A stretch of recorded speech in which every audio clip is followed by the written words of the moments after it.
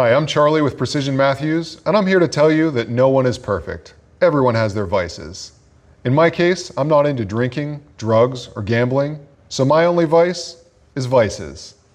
But can a trip to the bar hold a part securely with tremendous clamping force?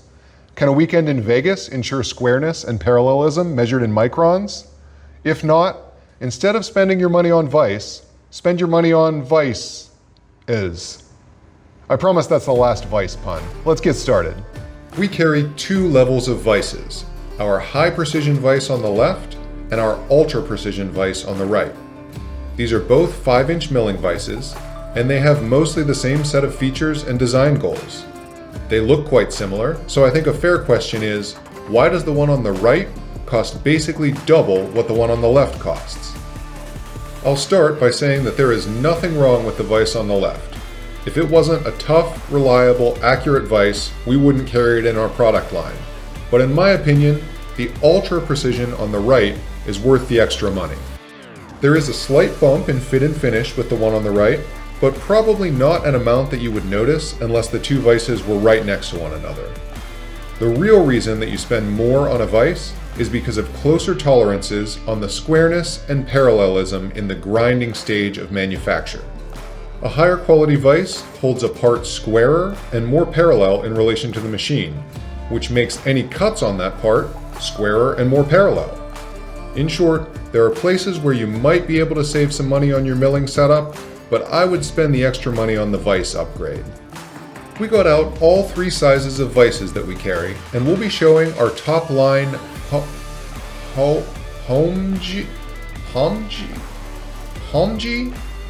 Listen, confession time. We don't even know what the right way to pronounce this is, and we talk with the people at the factory all the time. When a Taiwan native says the name, it's all kind of slurred together. It sounds good.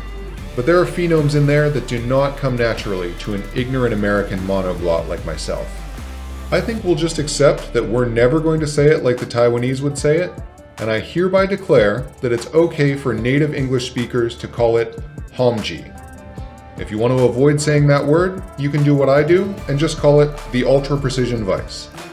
Anyway, the reason I got all three sizes out is that mill buyers are often not sure what size vise is right for their machine and application, and it just helps to see what each vise looks like on a variety of machines.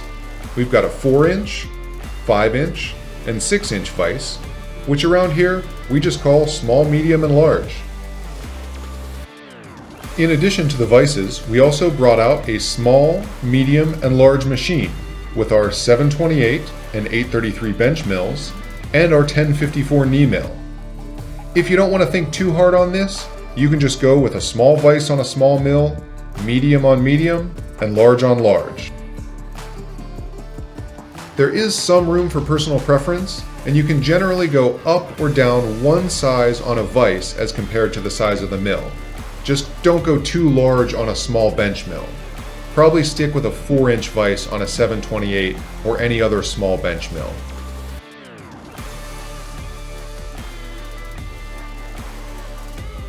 I can say here unequivocally that the 6-inch vise is too big for a mill the size of the PM 728.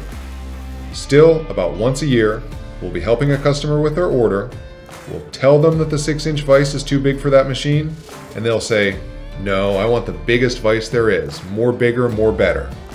And every time it gets returned to us for a smaller vise. So I'm just warning you here, don't buy a 100-pound vise for your 728 unless you like paying to ship a 100-pound package back to us for an exchange.